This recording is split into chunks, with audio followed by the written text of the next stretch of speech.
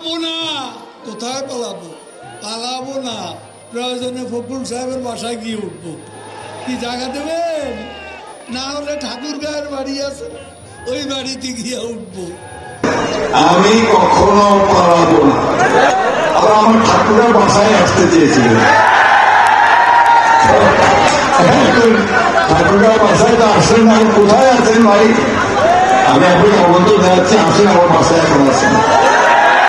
কোথায় পালালেন কাদের? বাসায় তো এলেন না, প্রশ্ন মির্জা ফখরুলের।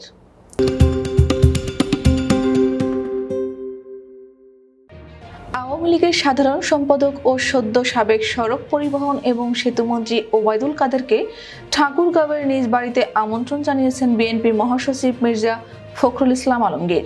তিনি বলেন, এখন ঠাকুরগাঁওয়ে আছি, আমি আপনাকে আমন্ত্রণ জানাচ্ছি। মঙ্গলবার সন্ধ্যায় ঠাকুরগাঁও সদর উপজেলার রুহিয়া উচ্চ বিদ্যালয় মাঠে বিএনপি আয়োজিত ঐক্য ও সম্প্রীতি সমাবেশে প্রধান অতিথির বক্তব্যে তিনি একথা বলেন। মির্জা ফখরুল বলেন, ওবায়দুল কাদের আমার ঠাকুরগাঁওয়ের বাড়িতে আসতে চেয়েছিলেন, এখন তিনি কোথায় পালিয়ে আছে, নাকি আবার আমার ঠাকুরগাঁওয়ের বাড়িতে এসে লুকিয়ে আছে? আমি আপনাকে আমন্ত্রণ জানাচ্ছি। এর আগে বিভিন্ন সময় আওয়ামী লীগ সরকার পদত্যাগ না করলে পালানোর পথ পাবে না বলে মন্তব্য করেছিলেন মির্জা ফখরুল। এর জবাবে ওবায়দুল কাদের বলেছিলেন, আমরা পালাবো না, প্রয়োজনে মির্জা ফখরুলের বাসায় গিয়ে উঠব। আমরা পালাতে জানি না, এই দেশে জন্ম নিয়েছি, এই দেশেই মরবো, পালাবো না। কোথায় পালাবো? প্রয়োজনে ফখরুল সাহেবের বাসায় গিয়ে উঠবো। কি জায়গা দেবেন? না হলে ঠাকুরগাঁওয়ের বাড়ি আছে না, ওই বাড়িতে গিয়ে উঠবো। তিনি বলেন, সকলেরই গণতান্ত্রিকভাবে কথা বলার অধিকার রয়েছে, কিন্তু আওয়ামী লীগ ক্ষমতা থাকাকালে জনগণের মুখ চেপে ধরেছিল, দেশটাকে তারা লুটপাট করেছে। কেউ কথা বললে মামলা দিয়ে হয়রানি করা হয়।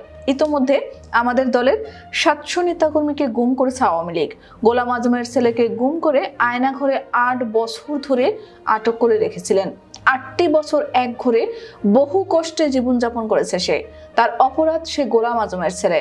শেখ মুজিবের কন্যা এত নিষ্ঠুর নির্মম হয় কিভাবে?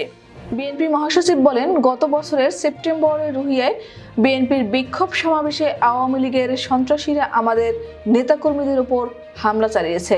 দলীয় কার্যালয়ে আগুন দিয়ে জ্বালিয়ে দিয়েছে তারা। আমাদের অনেক নেতাকর্মীকে আহত করেছে। আবার তারাই বিএনপি নেতাকর্মীদের উপর মিথ্যা মামলা করেছে।